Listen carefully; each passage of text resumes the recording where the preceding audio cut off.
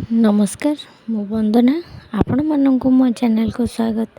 आज आम जड़े महान कवि तांकर जीवनी संपर्क रे आलोचना करिबा। से पंचसखा गणक मध्यरु जड़े अन्यतम।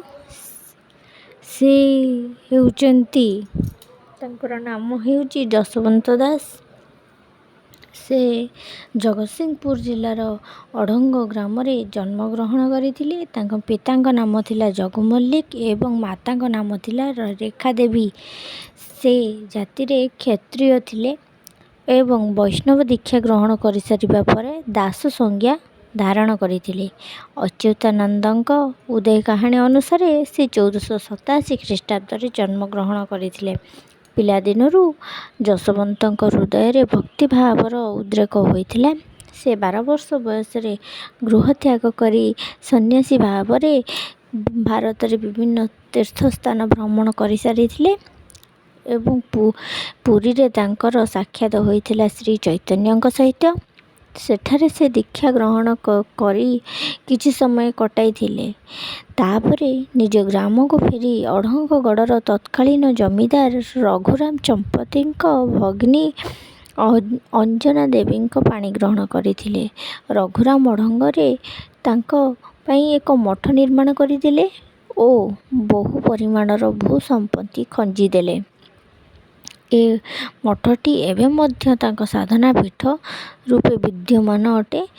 19 पुरुष धरी यही मठटी वंश परंपरा क्रमे जसोबंतଙ୍କ उत्तराधिकारीଙ୍କ द्वारा परिचालित हेउछि।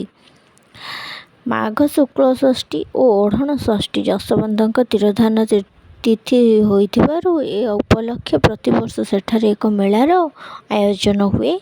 पंचसखा मंडलीर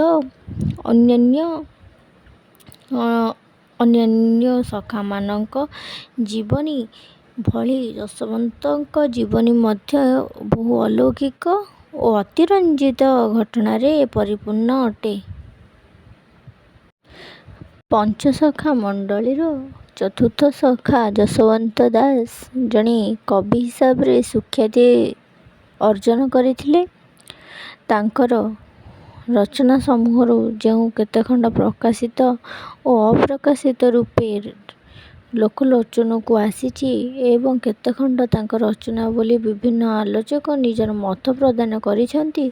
से गुड़िक हेउची शिव स्वरोदय, प्रेम भक्ति ब्रह्मगीता, 84 आज्ञा, गोविंद चंद्र, जंत्र बोली, मंत्र बोली, दिव्य देही, लोई गीता, आत्मपुरची गीता, अढ़ंगगढ़ मालिका, बणभोजी बोली, रास, हेतुदय भागवत, आगत भविष्य, धान चोरी, बाघ लीला, भजन सार इत्यादि।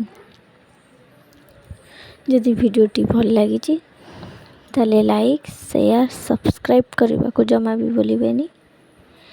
रहुची नमस्कार।